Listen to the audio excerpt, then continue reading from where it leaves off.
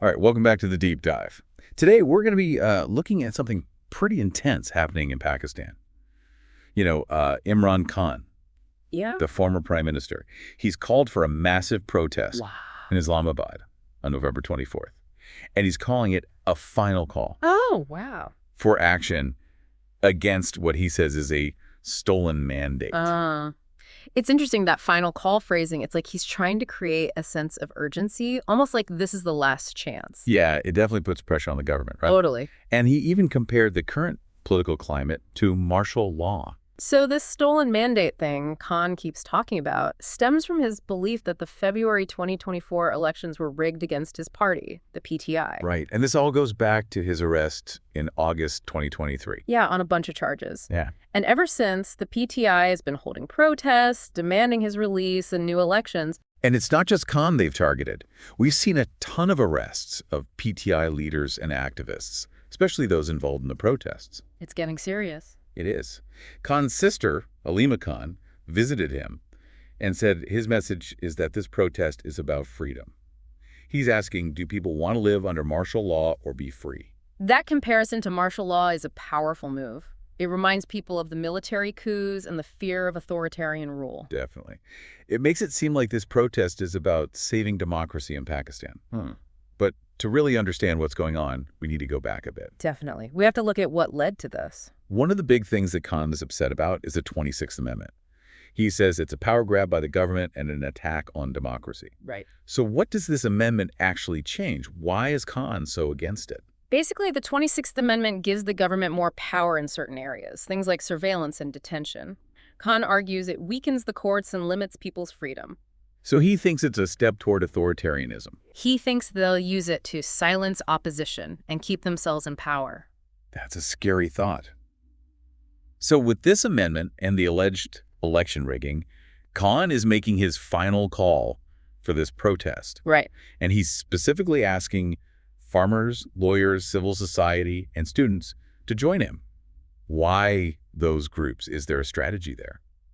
I think he's trying to bring together all these different parts of society that can put pressure on the government. Like the farmers, a lot of them are struggling financially. True. Inflation has hit them hard. Yeah, so Khan's trying to get them to join him against the government. Plus, farmers make up a big part of the voters in Pakistan. Makes sense. And then the students, they've always been a powerful force in protests and social movements. For sure. They're the future of the country, so their presence makes it feel even more urgent. And then you have the lawyers, who people see as defenders of justice. So having them there makes Khan's claims about the government breaking the law seem more believable. Exactly. It's like Khan's building a team of important groups, all with their own reasons for being unhappy with the government. And this isn't the first time the PTI has organized a big protest. There was that one in Islamabad on October 4th, and there were clashes with the police. That's right. And they even planned another one for October 15th, but they ended up calling it off. What happened there? Yeah, on October 4th, hundreds of PTI supporters, even senior leaders, went past police blockades to reach D-Chowk in Islamabad. They were determined. They said the authorities even dug trenches and put nails on the motorway to try to stop them. Wow, that's intense. So what about the one on October 15th? That one was canceled after Khan was promised a medical checkup. But now with this final call, it seems like things are going to escalate. Definitely. It feels like we're heading towards a climax in this whole political drama. But there's also a pushback against Khan's approach. Opposition parties like the PPP and PML-N aren't happy about this protest. Right, they're saying it's a dangerous move. Yeah, Rehman, the vice president of the PPP, called it a call for chaos and provocation. She's worried it could turn violent. And she's making a point to say that the PPP has always protested peacefully. Exactly. Then you have Rana from the PML-N. He's accusing Khan of planning an armed struggle against the government. He's even pointing to speeches by PTI leaders, like KP Chief Minister Gandapur, as evidence of this. Wow, so those accusations are serious. They show just how much distrust there is between the government and the PTI. That kind of talk about an armed struggle is pretty alarming. Makes you think things could really get out of hand. It's definitely a tense situation. The government is Clearly rattled by these protests, and the opposition parties are pushing back hard against Khan, this whole thing feels like it could explode at any moment. It really does. It's like everyone's on edge waiting to see what happens next. Yeah. It really does feel like we're watching some kind of high-stakes chess match. Each side is making these calculated moves, trying to outsmart the other, but the consequences could be huge. Yeah, and with each move, the tension just keeps building. One thing that I keep thinking about is this whole final call thing. It's like a big gamble, isn't it? What if the protests don't actually get him what he wants? Could this make the political crisis even worse? It's definitely risky. By saying final call, he's kind of made it seem like there's no going back. Like this is it.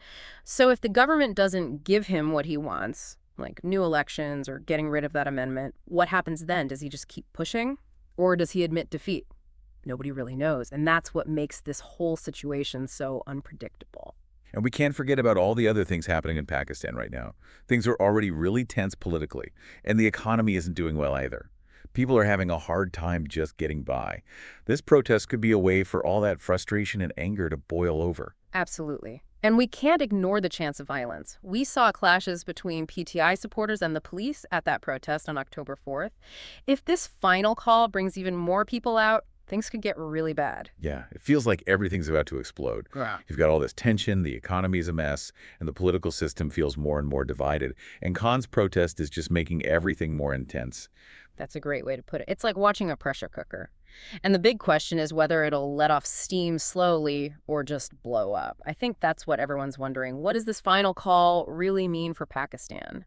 Is Khan really willing to risk total chaos to get what he wants? Or is this just a bluff to try and force the government's hand? It's fascinating to watch, but also kind of scary. We'll definitely be keeping an eye on how things develop and keep you updated.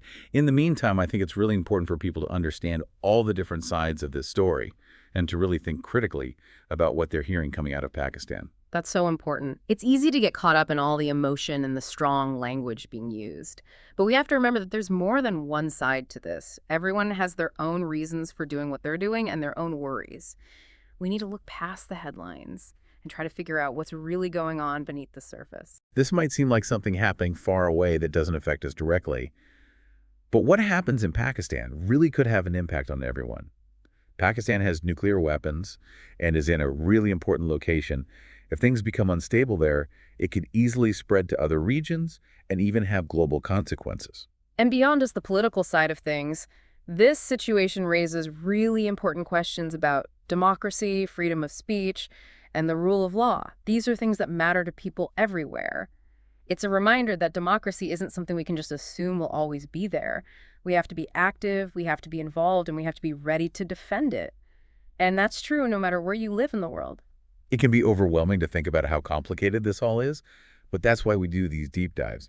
We're trying to break it down and make it easier to understand. And as we're looking at Khan's motivations and what he's doing, there's this one aspect that's particularly interesting, and I think we should discuss it. Okay, let's hear it. What are you thinking?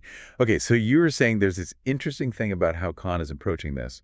Yeah, so it's how he's connecting this whole thing to threats both inside and outside Pakistan. He's not just blaming the government, he's saying that there are outside forces working against him and his vision for Pakistan. Ah, so he's using that nationalist angle, appealing to people's patriotism and making them suspicious of foreign influence? Exactly. It's a pretty classic move for populist leaders. Rally people against a common enemy, whether that enemy is real or not. Right. So by saying he's defending Pakistan's independence, he's tapping into that national pride and that resentment people feel about outside interference. It's smart, but it also makes things a lot more complicated. Now, it's not just an internal political fight.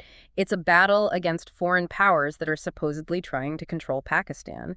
And that kind of talk can be really powerful, especially in a country like Pakistan that have a history of tension with other countries. Yeah, and it can also be dangerous, right? It creates this atmosphere of fear and suspicion, making it even harder to find some kind of middle ground and fix the political problems. It's like pouring gas on a fire that's already burning. And remember, those farmers Khan's trying to get on his side, they're already struggling, and now he's basically telling them, look, your problems aren't just because of what's happening inside Pakistan, it's because other countries are pulling the strings. And that's a message that people are going to listen to, especially if they're looking for someone to blame. Right. He's taking those anxieties and pointing them at a target. And By tying these external threats to his final call, he's making this protest seem even more urgent. Like it's not just a political thing, it's about the survival of Pakistan. It's a powerful strategy, combining political maneuvering with this really emotional appeal. It's hard to know how it's all going to play out. But one thing's for sure. This protest is making things in Pakistan really uncertain and unpredictable. This is a level of volatility we haven't seen in a while. It's a make-or-break moment not just for Khan and his party, but for the whole country. This could be a turning point toward more democracy and stability, or it could push Pakistan into deeper division and instability. It's really high stakes, and no one knows what's going to happen. We've covered a lot today, from the details of the 26th Amendment to the wider implications of what Khan is saying. So for our listeners out there, what are the big takeaways here?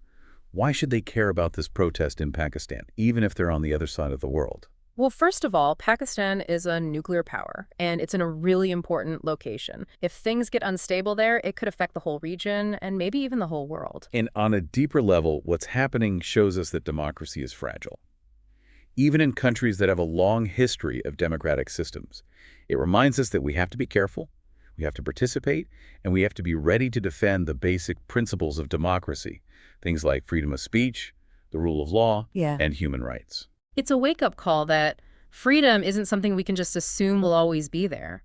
We have to be willing to stand up and fight for it, not just for ourselves, but for everyone who's struggling for those same rights. So as we wrap up, we want to leave you with something to think about. What does Khan's final call mean for Pakistan's future? Will he get what he wants with this protest, or will it just make things worse? Will it be a step forward for democracy or a step backward? What do you think? Keep those questions in mind as you keep learning about this. It's complicated, it's always changing, and it's definitely not over yet. And as always, thanks for listening to The Deep Dive.